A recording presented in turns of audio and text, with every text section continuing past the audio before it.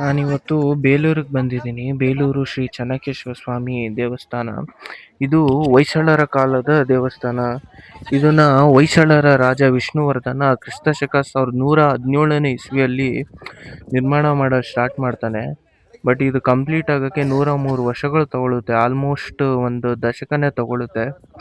ಮತ್ತೆ ಈ ದೇವಸ್ಥಾನದ ಮೂಲ ವಿಗ್ರಹ ಬಂದು ಶ್ರೀ ಚೆನ್ನಕೇಶವ ಸ್ವಾಮಿ. ಅದಕ್ಕೆ ಇಲ್ಲಿ ಪ್ರತಿನಿತ್ಯ ಪೂಜೆ ನಡೆಯೋದು. ಮತ್ತೆ ಈ ದೇವಸ್ಥಾನದ ಮೂಲ ಶಿಲ್ಪಿಗಳು ಬಂದ್ಬಿಟ್ಟು ಜಕಣಾಚಾರಿ ಮತ್ತೆ ದಾಸೋಜ. ಈ ದೇವಸ್ಥಾನ 2023ರಲ್ಲಿ ಯುನೆಸ್ಕೋ ವರ್ಲ್ಡ್ ಹೆರಿಟೇಜ್ ಪ್ಲೇಸ್ ಆಗೂ ಡಿಕ್ಲೇರ್ ಆಗಿದೆ. ಸೊ ನೋಡೋಣ ಬನ್ನಿ. ಇಲ್ಲಿ ನಿಮಗೆ ಗೈಡ್ಗಳು ಸಿಗ್ತಾರೆ. 600 ರುಪೀಸ್ ಪೇ ಮಾಡಿ ಗೈಡ್ನ ತಗೊಂಡು ಫುಲ್ ಟೆಂಪಲ್ನ ಎಕ್ಸ್ಪ್ಲೋರ್ ಮಾಡೋಣ. ಚೆನ್ನಾಗಿರುತ್ತೆ. ಇಲ್ಲಿ ಈ ದೇವಸ್ಥಾನದ ವಾಸ್ತುಶಿಲ್ಪ ಎಲ್ಲ ಗೈಡ್ ತಗೊಂಡು ನೋಡೋಣ.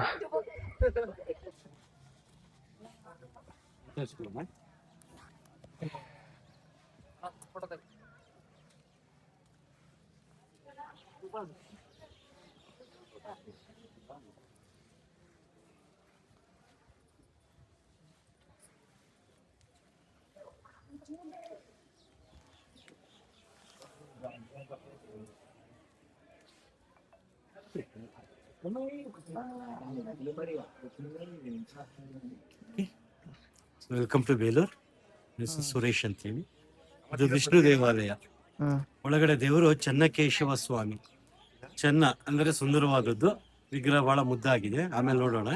ಕೇಶವ ಅಂತ ಬಂದಾಗ ವಿಷ್ಣುಗೆ 1000 ಹೆಸರು.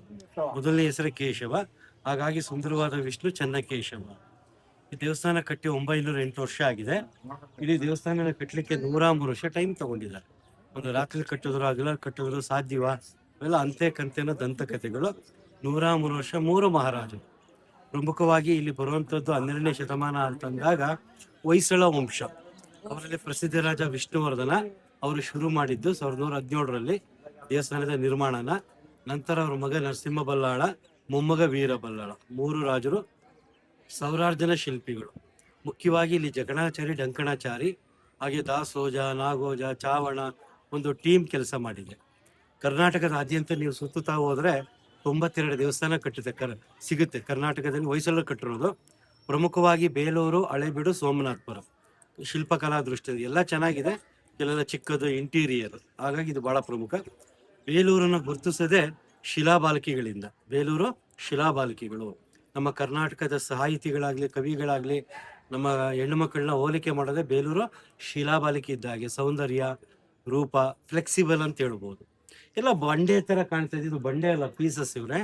ಇಡೀ ದೇವಸ್ಥಾನನ ಒಂದೊಂದು ಪೀಸ್ ಕಲ್ಲನ್ನ ತಗೊಬಂದು ಕೆತ್ತನೆ ಮಾಡಿ ಕಲ್ಲಿನ ಜೋಡಿಸಿದ್ದಾರೆ. ಎಲ್ಲ ಇಂಟರ್ಲಾಕ್. ಅರ್ಥ ಸಂಪೂರ್ಣ ದೇವಸ್ಥಾನನ ಬಿಚ್ಚಿಕೊಂಡು ಬೇರೆ ಕಡೆ ಶಿಫ್ಟ್ ಮಾಡಿ ರೀಅಸೆಂಬಲ್ ಮಾಡ್ಬೋದು. ಎಲ್ಲ ಬಳಪದ ಕಲ್ಲು. ಭೂಮಿಯಿಂದ ಒಳ ತೆಗೆದಾಗ ಬಹಳ ಮೆದಿರುತ್ತೆ ಕಲ್ಲು.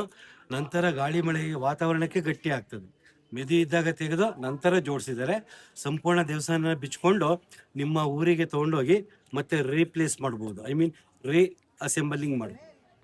ಇಲ್ಲಿ ನೋಡಿ, ಫೋಕಸ್ ಮಾಡ್ತೀನಿ, ಮುಂದೆ ಬನ್ನಿ. ಇದು ಲಾಂಛನ. ಇದು ಸ್ಥಳ ಅನ್ನೋದು ವಿದ್ಯಾರ್ಥಿ ಬಾಲಕ. ಹಿಂದೆ ವಿದ್ಯೆನ ಕಾಡಿನ ಮಧ್ಯೆ ಗುರುಕುಲದಲ್ಲಿ ಕಲಿಬೇಕಾದ್ರೆ ಅಚಾನಕ್ ಒಂದು ಈ ಪ್ರಾಣಿ ಅಟ್ಯಾಕ್ ಮಾಡ್ತದೆ. ಶಾರ್ದೂಲ ಅಂತ ಕರೀತಾರೆ. ಯಾವುದು ಇಲ್ಲಿದೆಯಲ್ಲ ಸರ್, ಲೇಸರ್ ಪಾಯಿಂಟ್ ಮಾಡ್ತೀನಿಲ್ಲ, ಅದು ಶಾರ್ದೂಲ, ಕಲ್ಪನಾ ಪ್ರಾಣಿ.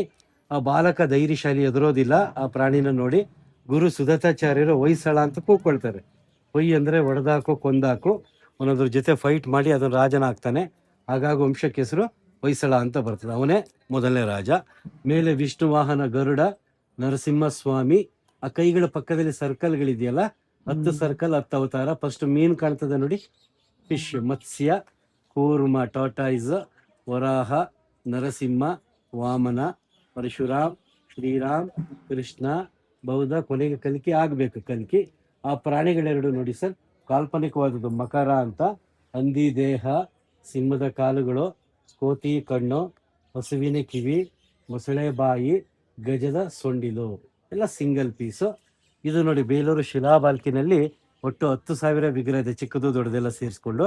ಅದರಲ್ಲಿ ಮಾಸ್ಟರ್ ಪೀಸಸ್ 42. ಇದು ಹೆಚ್ಚು ಪ್ರಖ್ಯಾತಿ. ನಮ್ಮ ಪ್ರವಾಸೋದ್ಯಮಕ್ಕೆ ಒಂದು ಸಿಂಬಾಲ್ ಇದ್ದಾಗೆ. ದರ್ಪಣ ಸುಂದರಿ. ದರ್ಪಣ ಕನ್ನಡಿ, ಕೈನಲ್ಲಿ ಕನ್ನಡಿ ಇದೇನಾ ಅದು ದರ್ಪಣ? ಇದೇನಿಲ್ಲ, ಇಡೀ ಕೂಡ ಇದೆಯಲ್ಲ ಹ್ಯಾಂಡಲ್. ಆಕೆ ಕನ್ನಡಿ ಹಿಡ್ಕೊಂಡು ತನ್ನ ಶೃಂಗಾರ ಮುಗಿಸಿ ತನ್ನ ರಾಜ ಬರ್ತಾನೆ ಅಂತ ಕಲ್ಪನೆ ಮಾಡ್ಕೊಳ್ತಾರೆ. ಆ ಸಂದರ್ಭ ರಾಣಿಗೆ ರಾಜ ಸಿಕ್ಕಿಲ್ಲ, ಅವಳ ಶೃಂಗಾರ ವ್ಯರ್ಥವಾಯ್ತಲ್ಲ. ಮುಖದ ಭಾವನೆ ಯಾವ ತರ ವ್ಯಕ್ತಪಡಿಸಿದ್ದಾರೆ? ಸ್ಯಾಡ್ನೆಸ್, ಡಿಸಪಾಯಿಂಟ್ಮೆಂಟ್, ವಿರಹ ಭಾವ. ಕೆಳಗಡೆ ಫೋಕಸ್ ಮಾಡ್ತೀನಿ, ಇಬ್ರು ದಾಸಿ ಕಾಣ್ತಾರೆ ಸರ್. ಒಬ್ಬ ಚಿಕ್ಕದ ಸೊಂಟೆ ಮೇಲೆ ಮಗು ತರ ಇದೆ ನೋಡಿ, ಕೋತಿ ಮರಿಯೋದು, ಬೇಬಿ ಮಂಕಿ. ಬಲಗಿನ ದ್ರಾಕ್ಷಿ ಹಣ್ಣನ್ನು ಹಿಡ್ಕೊಂಡು ಕೋತಿಗೆ ದಾಸಿ ತೋರಿಸ್ತಾಳೆ, ತಿನ್ನಕ್ ಕೊಡಲ್ಲ. ಅಂದ್ರೆ ರಾಣಿಗೆ ರಾಜ ಸಿಗದೆ ನಿರಾಶೆ, ಕೋತಿಗೆ ತಿನ್ಲಿಕ್ಕೆ ಹಣ್ಣು ಸಿಗದೆ ನಿರಾಶೆ. ಇದೆಲ್ಲ ಸಿಂಗಲ್ ಪೀಸ್. ಮೊದಲು ಒಳಗಡೆ ನೋಡ್ಬಿಟ್ಟು ಆಮೇಲೆ ಹೊರಗಡೆ ಪ್ರದಕ್ಷಿಣೆ ಬರೋಣ.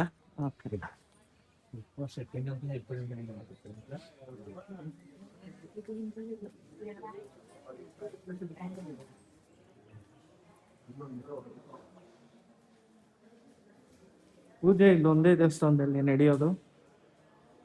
ಇಲ್ಲಿ ಪೂಜೆ ನಡೆಯುತ್ತಲ್ಲ? ಇಲ್ಲಿದೆ ಸರ್, ಪೂಜೆ ಇದೆ. ಲೈಟ್ ಆನ್ ಮಾಡಿ ಬರ್ತೀನಿ.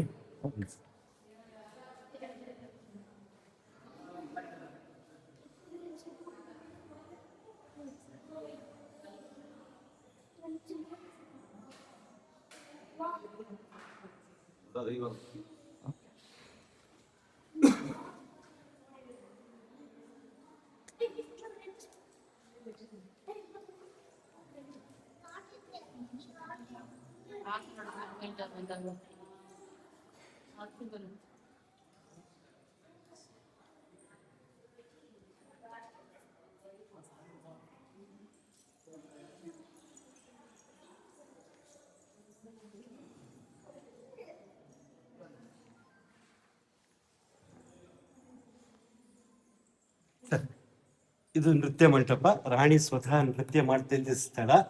ಮೇಲೆ ನೋಡಿ, ಬನ್ನಿ ಮೇಲ್ ಬನ್ನಿ. ಭುವನೇಶ್ವರಿ ಮಂಟಪ.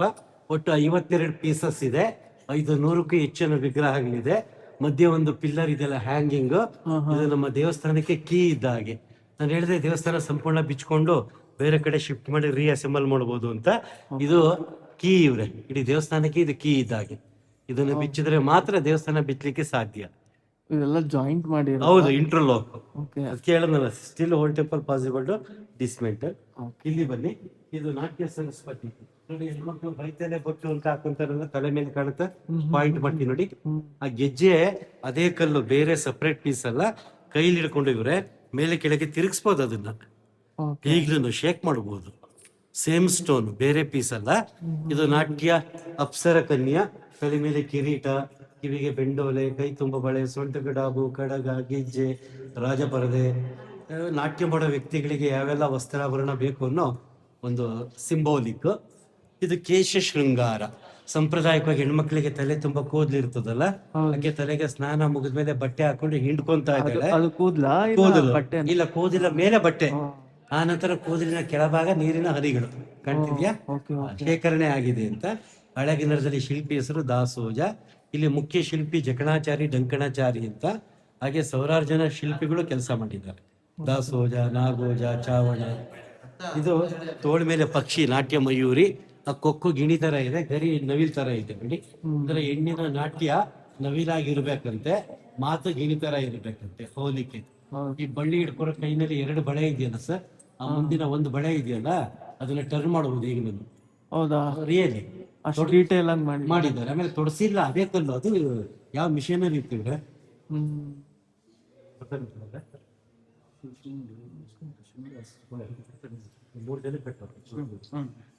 ರಶೀದಿ ಕೊಡ್ತೀಯ?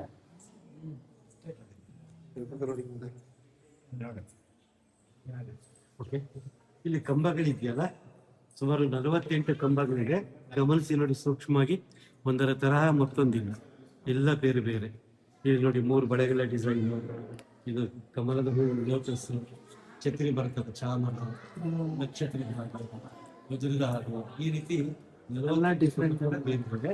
ಆದ್ರೆ 2 ಬಹಳ ಪ್ರಮುಖ, ಒಂದು ನರಸಿಂಹ, ಇನ್ನೊಂದು ಮೂಗು. ದುಡ್ಡು ಆಮೇಲೆ ಕೊಡ್ತೇನೆ, ಆಯ್ತು. ಸೊ ಒಂದು ನರಸಿಂಹ ಇಲ್ಲಿ ಬಂದು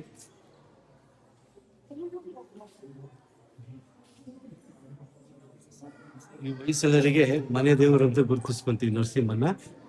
ಅದರಿಂದಾಗಿ ಪಿಲ್ಲರ್ ಹೆಸರು ನರಸಿಂಹ. ನರಸಿಂಹ ಹುಟ್ಟು ಬಂದಿದ್ದು ಪಿಲ್ಲರ್ ನಲ್ವಾ. ಇದು ಬಹಳ ಪ್ರಮುಖ ಅಂತ ಯಾಕೆ ಹೇಳ್ತೀವಿ ಅಂದ್ರೆ, ದೇವಸ್ಥಾನದ ಹೊರಗಡೆ ಒಳಗಡೆ ಸುತ್ತಕೊಂಡು ಏನೆಲ್ಲ ಕೆತ್ತನೆ ನೋಡ್ತೀವಿ, ಆ ಎಲ್ಲ ಕೆತ್ತನೆ ಇಲ್ಲೇ ಇದೆ. ಸಮರಿ ಇದ್ದಾಗೆ, ದೇವಸ್ಥಾನದಲ್ಲಿರೋ ಎಲ್ಲಾ ಸೂಕ್ಷ್ಮವಾಗಿ, ಕಂಬದಲ್ಲಿ. ಬಹುತೇಕ ಕೆತ್ತನೆಗಳು ಇಂಡೆಕ್ಸ್ ಇದ್ದಾಗೆ. ಸುಮಾರು 300 ವರ್ಷಗಳ ಹಿಂದೆ ಈ ಕಂಬನ ಯಾವುದೇ ವ್ಯಕ್ತಿ ತಿರುಗಿಸಿ ನೋಡಬಹುದಿತ್ತು ಸರ್. ಕೆಳಗೆ ನೋಡಿ ಸ್ಟೋನ್ ಬಾಲ್ ಬೇಲಿ, ಹಳೆ ಬಾಗಿಲಿಗೆ ತಿರುಗುಣಿ ಅಂತ ಮಾಡ್ತೀವಲ್ಲ, ಇದೇ ತರ ತಿರುಗಿಸ್ಲಿಕ್ಕೆ ಮೇಲೆ ಕೂಡ ಬಾಲ್ ಬೇಲಿ ಆ ಸ್ಥಳದಲ್ಲಿ. ದೇವಸ್ಥಾನ ಅಂದಾಗ ಮೇಲ್ಗಡೆ ಶಿಖರಗಳಿರ್ತದಲ್ವಾ, ದೊಡ್ಡ ದೊಡ್ಡ ಶಿಖರ ಎಲ್ಲ ಇತ್ತು. ಇಷ್ಟು ದೊಡ್ಡ ಶಿಖರ ಇತ್ತು. ಇದು ಸ್ಟೋನ್ ಅಲ್ಲ, ಗಾರೆ ಸುಣ್ಣ, ಬ್ರಿಕ್ಸ್ ಅಂಡ್ ಮಾರ್ಟರ್. ಗಾಳಿ ಮಳೆಯಿಂದ ಶಿಥಿಲವಾಗಿ ಮುರಿದು ಬಿದ್ದ್ಬಿಟ್ಟಿದೆ. ಆ ಬಿದ್ದಾಗ ಲೋಡ್ ಜಾಸ್ತಿ ಆಗಿ ಇಡೀ ಕಂಬ ತಿರ್ಗೋದಿಂತು, ಜಾಮ್ ಆಯ್ತಲ್ಲ. ಹಾಗೆ ಹಿಂದೆ ಬನ್ನಿ. ಎಲ್ಲ ಕಡೆ ವಿಗ್ರಹ ಕೆತ್ತನೆ, ಇಲ್ಲಿ ಮಾತ್ರ ಎಂಟಿ ಇದೆ. ಗಾಡ್ ಇಸ್ ಎವ್ರಿವೇರ್ ಅಲ್ವಾ ಸರ್. ನಿರಾಕಾರ, ನಿರ್ಗುಣ, ಖಾಲಿ ಜಾಗದಲ್ಲಿ ದೇವರಿದ್ದಾನೆ. ಮತ್ತೆ ಶಿಲ್ಪಿ ನಾನೇ ಬುದ್ಧಿವಂತ ಅಂತ ಹೇಳ್ಕೊಂಡಿಲ್ಲ. ಇಷ್ಟೆಲ್ಲ ಕೆತ್ತನೆ ಮಾಡಿ ಏನಾದ್ರು ಮರ್ತು ಬಿಟ್ಟಿದ್ರೆ ಮುಂದೆ ಬರೋ ಶಿಲ್ಪಿ ಕೆತ್ತನೆ ಮಾಡ್ರಿ, ಚಾಲೆಂಜ್. ಇಲ್ಲಿ ನಾನು ಬೆರಳಾಕಲ್ಲ, ಹಾಗೆ ತೋರಿಸಿ ನೋಡಿ ಸರ್. ಲೈಟ್ ಪಾಸ್ ಆಗ್ತದೆ ನೋಡಿ, ಇಲ್ಲಿಂದ ಆ ಕಡೆ ಬರುತ್ತೆ ನೋಡಿ. ಮಿಷನರಿ ಇಲ್ದ ಕೈನ ಹುಡುಗಾಟಲ್ಲ ಸರ್, ಅದರಿಂದ ಅವ್ರನ್ನ ಅಮರ ಶಿಲ್ಪಿಗಳು ಅಂತ ಕರೀತಾರೆ. ಇಲ್ಲ ಇಲ್ಲ ಸರ್, ಉಳಿಸಿದ್ರೆ ಸಾಕಾಗಿದೆ.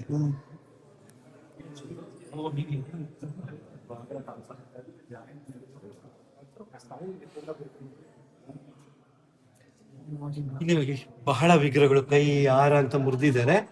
ಇದು ಹಿಂದೆ ರಕ್ಷಣೆ ಇಲ್ದಾಗ ಜನಗಳ ಚೇಷ್ಟೆಯಿಂದ ಹಾಳಾಗಿದೆ. ಇಲ್ಲಿಗೆ ದಾಳಿ ಆಗಿಲ್ಲ, ಹಳೆಬೀಡಿಗಾಗಿದೆ. ಹಳೆಬೀಡಿಗೆ ದೆಹಲಿ ಸುಲ್ತಾನ್ ಖಿಲ್ಜಿ ಅಂತ ಹಾಳು ಮಾಡಿದಾಗ ದಾಳಿ ಮಾಡಿ ಹಾಳಾದ ಬೀಡು ಆಳು ಬೀಡು, ಮೂಲತಃ ದ್ವಾರ ಸಮುದ್ರ, ಹಾಳಾಗಿ ಹಳೆಬೀಡು. ಇದು ವೇಲಾಪುರ, ಹಾಗೆ ವೇಲೂರು, ಈಗ ಬೇಲೂರು. ಬಟ್ ಇಲ್ಲೆಲ್ಲ ಜನಗಳ ಚೇಷ್ಟೆ. ನಾವು ಸಾಂಪ್ರದಾಯಿಕವಾಗಿ ಹೆಣ್ಣು ಮಕ್ಕಳಲ್ಲಿ 4 ಕೆಟಗರಿ: ಹಸ್ತಿನಿ, ಚಿತ್ತಿನಿ, ಶಂಕಿನಿ, ಪದ್ಮಿನಿ. ಇದು ಪದ್ಮಿನಿ, ಸುಂದರವಾದ ಹೆಣ್ಣು. ಆ ಹೆಣ್ಣಿನ ಲಕ್ಷಣ ಶರೀರ ಹೀಗೆ 1, 2, 3 ಈ ತರ ಎಣಿಕೆ ಮಾಡಿದ್ರೆ ಹೆಜ್ಜೆ ತನಕ 7 ಭಾಗ ಬರ್ಬೇಕಂತೆ.